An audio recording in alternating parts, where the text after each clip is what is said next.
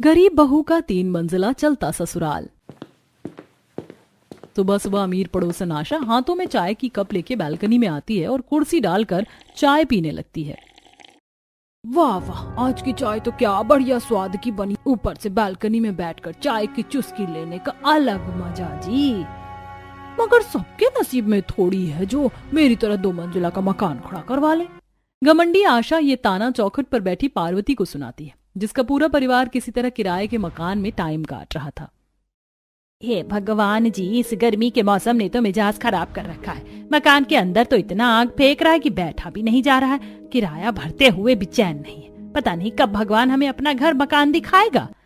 पार्वती के मकान की इच्छा जताते आशा को ताना मारने का मौका सा मिल गया। हाँ, बिल्ली के ख्वाब में चिच, खाली मुंह से बोलने से मकान नहीं बनता पार्वती। 1 मंजिल बनाने में भी लाखों रुपए का खर्चा लगता है। वैसे तो भगवान ने तुमको 2 बेटे दे रखे, लेकिन दोनों में से कोई भी लायक नहीं। मेरे नवीन ने अकेले अपनी कमाई से 3 मंजिल का मकान बनवाया है।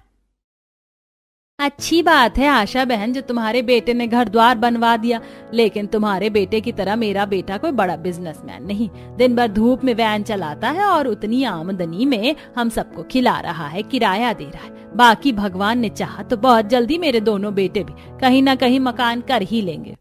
अच्छा, मैं चलती हूँ, मेरी सफाई वाली आ रखी है, 3-3 मंजिल की सफाई करवानी है।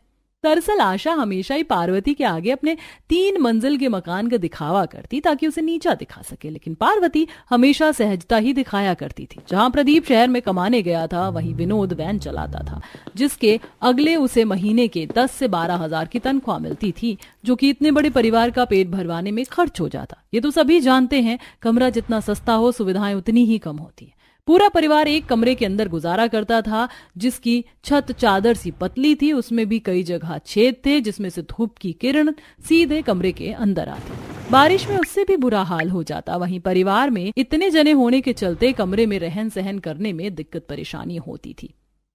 माँ, जब देखो ये आशा आंटी अपने 3 मंजिल के मकान का शान क्यों दिखाती हैं? अरे उनके मकान से हमको थोड़ी सुख है। हम जितने में भी रह रहे हैं अपना किराया देकर रह रहे हैं, इसलिए तुम उनकी बातें मत सुना करो। जाने दे काजल बेटी, बस थोड़े दिन किसी तरह इस किराए के कमरे में टाइम काटना है। प्रदीप कमाने के लिए शहर गया है ना, बस वहाँ से कुछ पैसा कमा कर ले आएगा तो 25 गज में ही अपना 2-3 मंजिल लगा लेंगे। कथा, अभी तक खाना बना नहीं है क्या? 9 बजे से पहले पहले वैन लेकर भी जाना है, माल भरने में भी टाइम लगता है। अच्छी, बस सब्जी बनने वाली है, रोटी रह गई है, बस 2-4 मिनट रुक जाओ, रोटी बना कर देती हूँ। नहीं, रहने दो, लेट हो जाएगा, दोपहर में आकर खा लूंगा। बेटा 5-10 मिनट रोटी बनने में लगेगा, खा कर जा। दिन भर वैन चलाना है, खाएगा नहीं तो कमाएगा कैसे? एक चूल्हा है ना, इसीलिए खाना बनाने में समय ज्यादा खिंच जाता है। माँ जी, वो 2 मुंह वाला चूल्हा टूट गया है, इसीलिए थोड़ी दिक्कत हो रही है, वरना झटपट रोटी सब्जी बन जाती है। कोई नहीं बहू, आज मैं आंगन में ही 2 मुंह का चूल्हा डाल दूंगी, फिर तू वहीं पर खुले में आराम से खाना बनाना। वैसे भी दिन भर गर्मी से कमरा दमक रहा है, ऊपर से जब से घर में खाना पीना बन रहा है तो पूरा दिन घमस सी भर गई है। दादी, मम्मी, हम लोग किचन वाला कमरा देख लेते हैं ना, फिर मम्मी किचन में खाना बनाएगी तो गर्मी नहीं होगी। सपना की बात सुन पार्वती की आंखें आंसुओं से भर सी गईं। चिंता मत कर मेरी प्यारी पोती, जब हमारा खुद का घर बनेगा तो तेरे पढ़ने का कमरा भी बनवाएंगे। कुछ देर में कथा सबके लिए खाना निकालती है। काजल, जल्दी से बिस्तर समेट कर चटाई बिछा दो, सभी गरम गरम खाना खा लेंगे। जी भाभी। काजल ने जमीन पर चटाई बिछाया और बहू सभी को खाना निकाल कर देती है। माँ जी, पापा जी, गरम गरम खाना है, खा लीजिए। अरे बहू, एक तो इतनी गर्मी, ऊपर से गरम गरम खाना खाने का मन सा नहीं हो रहा, ऊपर से दिन भर कमरा भी आग फेंक रहा है। माँ जी, मकान की छत भी तो चादर के जितनी पतली हो गई है। अगर ऊपर मकानदार ने 1-2 कमरे बिठा रखे होते तो नीचे थोड़ी सी ठंडक लगती। पंखा चलाने का भी कोई फायदा नहीं, गरम गरम हवा फेंक रहा है। अब सभी जी मार कर खाना खाते हैं। यूं ही कुछ घंटे गुजर जाते हैं। वहीं विनोद दोपहर में वैन लेकर आता है और घर के आगे कम जगह होने के चलते पड़ोसन आशा के घर के बाहर खाली जगह देखकर वहीं खड़ी करके आता है। कथा, फटाफट से रोटी सब्जी निकाल कर दे दो। अजी, अभी अभी तो गर्मी में से आए हैं, थोड़ी हवा खा लीजिए, बस निकाल ही रही हूँ खाना। विनोद बेटा, वैन लेकर नहीं आया क्या? दिख नहीं रही है कहीं? माँ, वो मैंने आशा आंटी के घर के बाहर खड़ी कर दी है वैन। पड़ोसन आशा के घर के बाहर वैन लगा देखकर पार्वती संकोच करने लगती है। विनोद बेटा, जल्दी से रोटी खाकर उसके घर के आगे से वैन हटा लेना। तुझे पता है ना अपनी पड़ोसन का बर्ताव कितना खराब है। उसके घर के आगे वो हमारा वाहन लगने नहीं देती। ठीक है माँ, खाना खाकर हटा लूंगा। कथा बहू जल्दी से रोटी काट कर दे दे। कथा खाना निकाल कर दे देती है। तभी आशा जैसे दरवाजे के बाहर आती तो विनोद की वैन लगी देखकर बड़बड़ा उठी। ये देख लो, इन गरीब पड़ोसियों ने तो जैसे मेरे घर के आगे के हिस्से को गैराज समझ रखा। जब देखो अपनी खटारा वैन यहीं लगा देते। अरे ओ पार्वती, जरा भेजना अपने बेटे विनोद को। आशा बहन, विनोद अभी अभी खाने बैठा है, कुछ बात है क्या? अरे मैं कुछ बोलती नहीं हूँ, उसका मतलब ये नहीं कि जब चाहे मेरे मकान के बाहर अपना खटारा वैन खड़ा करके मेरे 3 मंजिला वाले मकान का शो खराब करो। एक बार फिर आशा को अपनी 3 मंजिल के मकान पर अकड़ते देख पार्वती भी बोल जाती है। आशा बहन, तुम जब देखो अपने 3 मंजिल वाले मकान का इतना शान क्यों दिखाती रहती हो? अगर मेरे बेटे ने थोड़ी देर के लिए अपना वैन तुम्हारे घर के आगे लगा दिया तो क्या चला गया? ये सही है, जगह जमीन मेरी और मर्जी तुम जैसे चलते फिरते गरीब लोगों की चलेगी। ऊपर से तुम्हारा वैन ट्रक जितना बड़ा है कि मेरे मकान को 1-2 मंजिल घेर लेता है। जल्दी से अपना ये चलता फिरता खटारा हटाओ। मैंने अपने मकान में सफेदी का काम लगवा रखा और सफेदी पेंट करने वाले आने वाले हैं। 4 दिन बाद मेरे बेटे की शादी है। आशा को पार्वती से झगड़ा करते देखकर अंदर से अमरीश बाहर निकल कर आता है, जो कि बड़े नरमाई से बात करता है।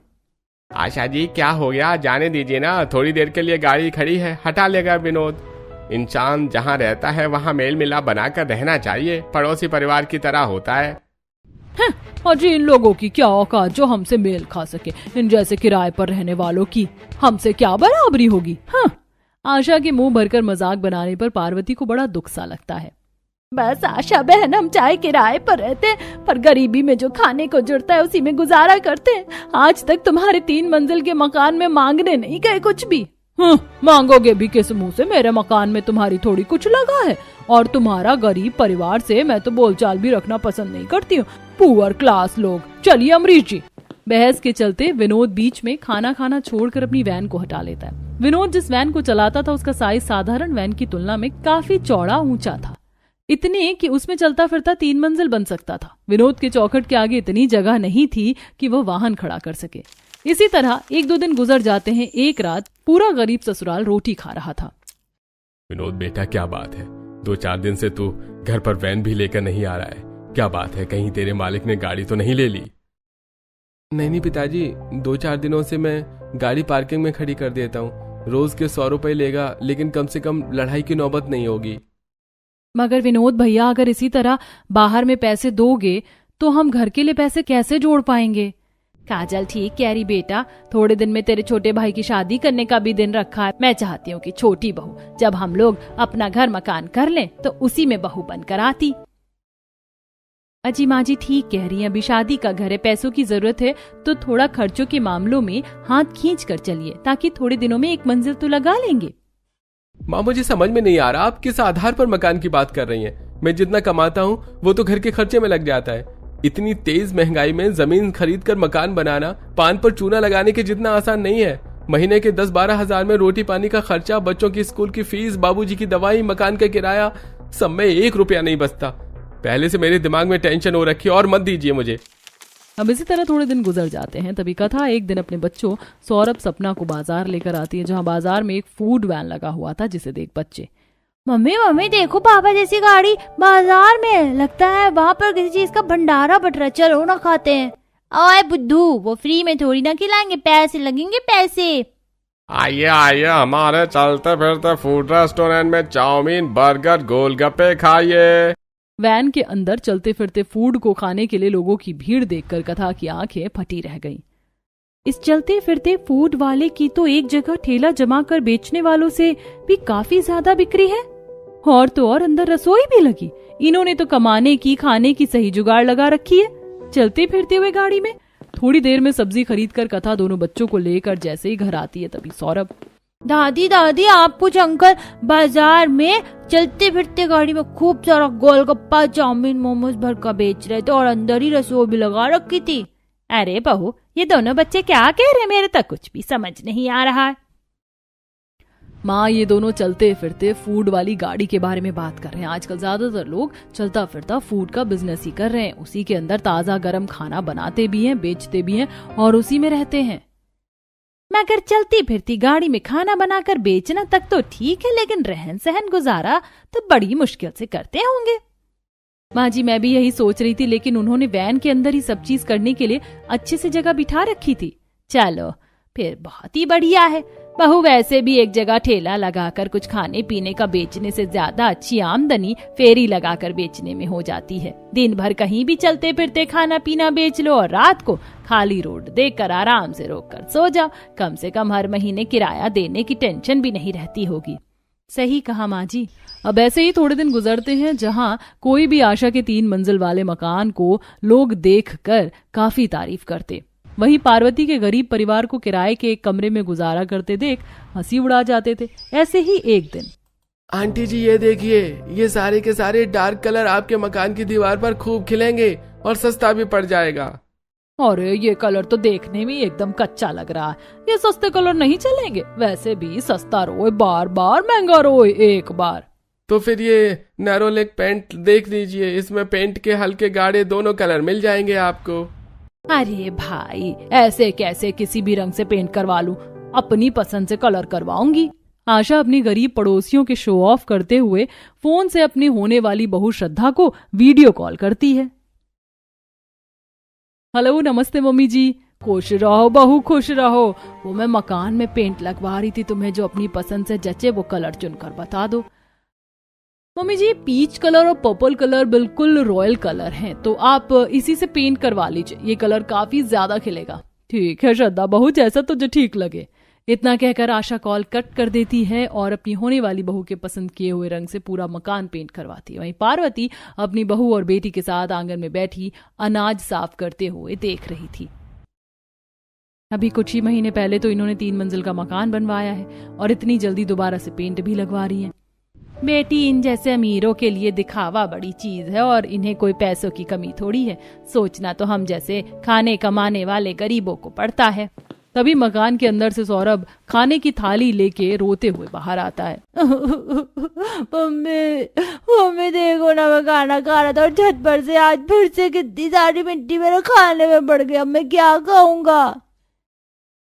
जब देखो इस मकान की छत दीवार से मिट्टी उखड़ उखड़ कर निकलती रहती है, कभी खाने में तो कभी बिस्तर पर चढ़ जाती है। मकान की हालत भी तो कच्ची हो रखी है, क्या कर सकते। कथा बहू जा दूसरा खाना काट कर दे दे। दोबारा से खाना देने की बात सुनकर कथा के चेहरे पर लाचारी झलक जाती है। माँ जी खाना तो खत्म हो चुका है, अब कुछ भी नहीं बचा।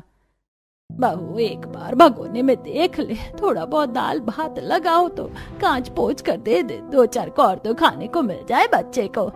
माँ जी बर्तन में एक अन्नी का दाना भी नहीं बचा, आज बनाने के लिए थोड़ा ही राशन था इसलिए।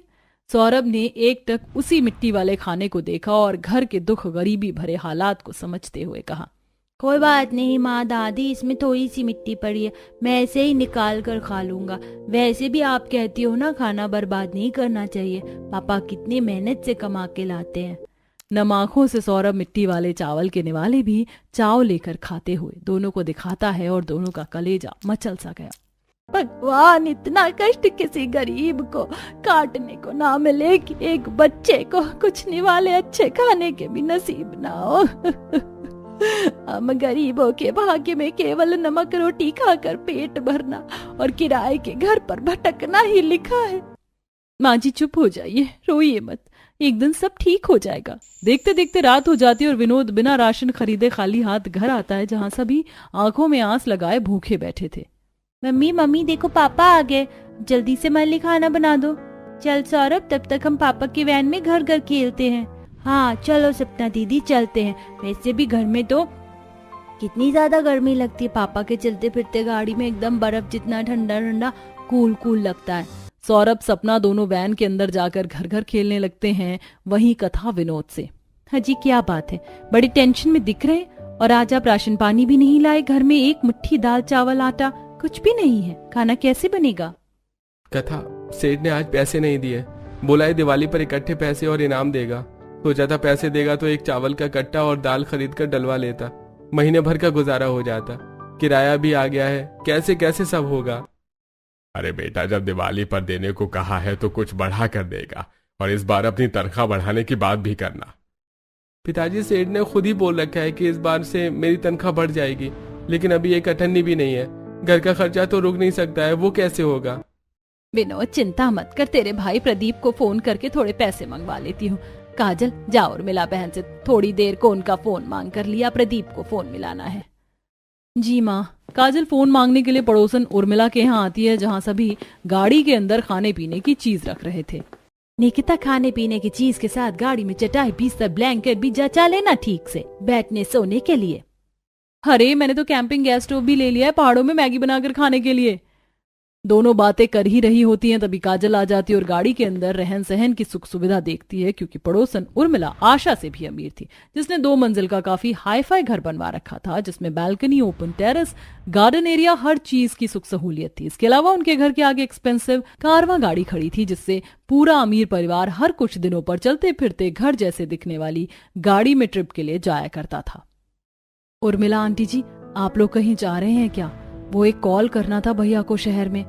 बस एक जगह घर में रहकर बोर हो गए थे, इसीलिए सोचा कि चलती फिरती गाड़ी में ट्रिप करके आ जाए। ये लो फोन, बात करके आ जाओ।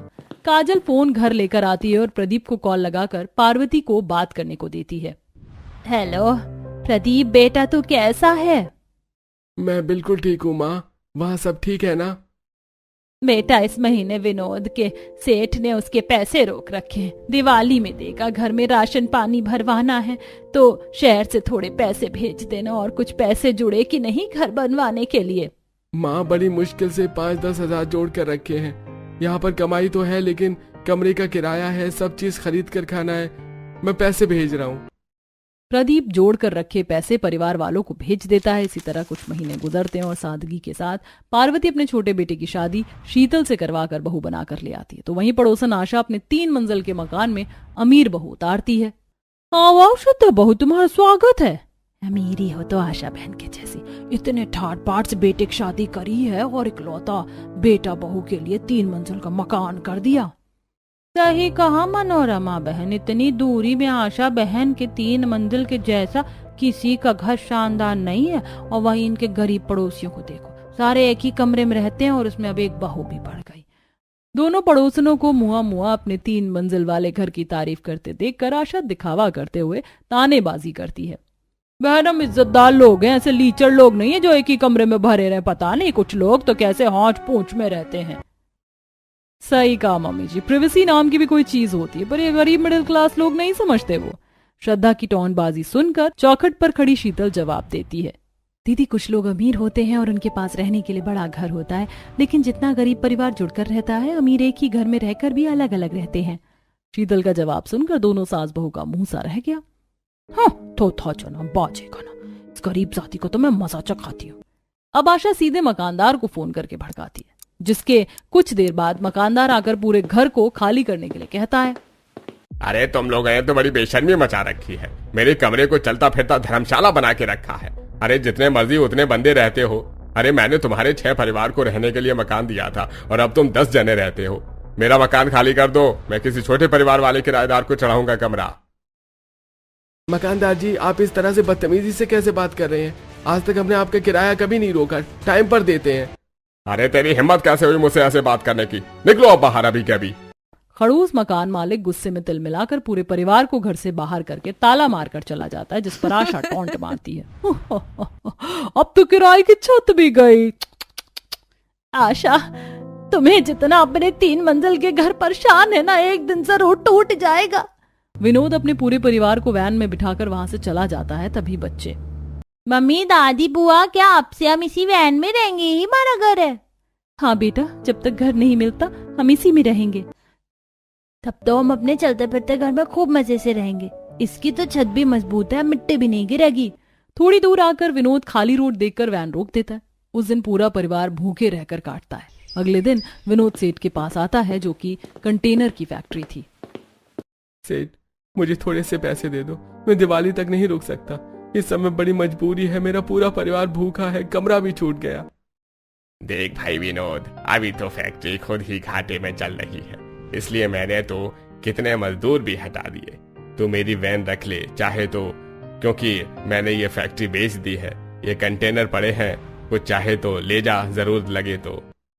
अब दोनों भाई सारे कंटेनर फैक्ट्री से उठा उठाकर अपने साथ लाते हैं, जिसे देख शीतल, कि आप लोग इतने सारे कंटेनर किस लिए लेकर आ रहे हैं? शीतल, सेठ ने फैक्ट्री बेच दी है, इसलिए भैया के काम के पैसे भी नहीं मिलेंगे। बदले में सेठ ने ये वैन दे दी है और ये कंटेनर कबाड़ पड़े थे, इसे बेचकर खाने पीने का जुगाड़ लगा लेंगे। तभी इतने सारे कंटेनर देखकर शीतल को जुगाड़ आता है और वह कंटेनर बेचने से मना कर देती है। अजी, इस कंटेनर को मत बेचिए, ये बड़े काम की चीज है। ये हमारे चलते फिरते 3 मंजिल के ससुराल बनाने में मजबूत दीवार का काम करेगा। क्या सच्ची मुच्ची हमारा भी चलता फिरता 3 मंजिल का मकान बनेगा? तब तो हम भी खूब मजे से रहेंगे और हमारे लिए भी पर्सनल कमरे बनेंगे। हाँ सौरभ बेटा, हमारे 3 मंजिल वाले मकान में सबके रहने के लिए कई सारा कमरे होंगे और छत भी होगा। पर छोटी बहू, ये कैसे संभव है? हमारे पास तो घर मकान बनाने के लिए एक ईंट भी नहीं है और ना पैसे, और घर बनाने के लिए सबसे जरूरी जगह जमीन चाहिए, जो कि हमारे पास 1 गज जमीन भी नहीं है। माँ जी, चलता फिरता घर बनाने के लिए जगह जमीन की जरूरत नहीं। अगर हम किसी रोड पर भी झुग्गी लगा कर रहेंगे तो पुलिस वाले तोड़ देंगे, इसलिए हम इस वैन पर 3 मंजिल की बसावट करेंगे। लेकिन शीतल, सिर्फ कंटेनर से 3 मंजिल का घर कैसे बनेगा? और भी काफी चीजें चाहिए होंगी। अजी, फिलहाल 4 दीवारी और छत तो कंटेनर की बन जाएगी, फिर बाकी इसमें बसावट करने के लिए सामान भी जोड़ लेंगे। अब दोनों भाई वैन के ऊपर वाले हिस्से पर चढ़ते हैं, जो कि लोहे जितना मजबूत और बिल्कुल ठोस था। वैसे तो देखने में ये वैन कितना पुराना खराब सा लगता है, लेकिन इसकी छत बिल्कुल ठोस है। इस पर 2 मंजिल तो आराम से लग जाएगी। दोनों भाई ऊपर वाले हिस्से को अच्छे से देखते हैं और फिर ऊपर वाली मंजिल को बनाने के लिए डिजाइन तैयार करते हैं। भैया, इस पर 2 छोटे कमरे बढ़िया आराम से निकल जाएंगे, बस हमें सामान चाहिए होगा। फिलहाल तो इससे सबसे पहले पिलर लगाना है, तो फिलहाल घर बनाने में लगने वाली मोटी कील, चारकोल और बजरी लगेगा। इतनी चीज खरीदने में काफी पैसा लगेगा, क्योंकि ये सारा सामान बहुत महंगा आता है। भैया, ये सारा सामान तो कबाड़ी की दुकान में भी मिल जाएगा, वहीं चलकर देखते हैं। दोनों भाई जरूरत का सामान खरीदने के लिए कबाड़ की दुकान पर आते हैं, जहां वो उन्हें कबाड़ में कुछ उखड़ी हुई खिड़की और ठोस पैनल भी मिलता है, जो कि देखने में बिल्कुल किसी लकड़ी के जैसा ही था। अरे भाई साहब, ये क्या चीज है? अरे भाई साहब, ये पैनल है। आजकल घर बनाने सजाने में सबसे ज्यादा इसका इस्तेमाल होता है। ये तो एक कुछ कटे टुकड़े बच जाते हैं तो बेच जाते हैं। बहुत ही हार्ड, ठोस, मजबूत है, डेकोरेशन के काम में आता है। और इस पैनल के घर बने हुए देखने में 1 पीस लगता है भाई। अगर हमें खरीदना हो तो कैसे रुपए किलो लगेगा? अरे चाहो तो 5-10 रुपए किलो ले जाओ, मेरे पास तो बहुत आते हैं। कबाड़ी वाला सस्ते में सारे पैनल के टुकड़े बेच देता है। दोनों बहुत सारी कील दीवार बनाने के लिए, अंदर लगाने के लिए क्लैनिंग जैसी चीज खरीद कर लाते हैं और मंजिल बनाना शुरू करते हैं, जिसमें वो एक एक चीज बहुत ही सावधानी से मजबूती से बनाते। वहीं बहुएं खिड़की दरवाजे का फर्श वगैरह लगाने के लिए जंगल से मजबूत लकड़ियां और बहुत सारी घास लेकर आती हैं। ये घास देखने में कितनी अच्छी है, इससे हम अपने चलते फिरते घर में आर्टिफिशियल फर्श लगा लेंगे। बाद में जब हमारे पास पैसे जुड़ेंगे तो हम अच्छा पक्का फर्श लगा लेंगे। देखते देखते रात हो जाती है। सभी मेहनत करके वैन के अंदर ही सो जाते हैं और अगले दिन फिर से मेहनत लगाते हैं। सभी की मेहनत और लगन चाह से उनके 3 मंजिल का चलता फिरता घर तैयार हो जाता है, जिसमें सारी सहूलियत लगी हुई थी। पहले मंजिल पर कमरा, रसोई और बाथरूम था। दूसरी मंजिल पर बढ़िया शानदार कमरे और खुली बैल्कनी एरिया, और तीसरी मंजिल पर कमरा और खुला छत, जो कि देखने में शानदार थे। इसके अलावा तीनों मंजिल की छतों में सोलर पैनल से चलने वाली लाइट भी थी, जो कि धूप से चार्ज होकर चलने वाली थी। वहीं दोनों भाइयों ने अपने चलते फिरते 3 मंजिल के घर में इलेक्ट्रिक फिटिंग भी लगा रखी थी, जिससे बिजली की भी सुविधा थी। पूरा का पूरा परिवार अपने 3 मंजिल के चलते फिरते मकान को देखकर काफी ज्यादा खुश थे। सबकी आंख में खुशी के आंसू थे।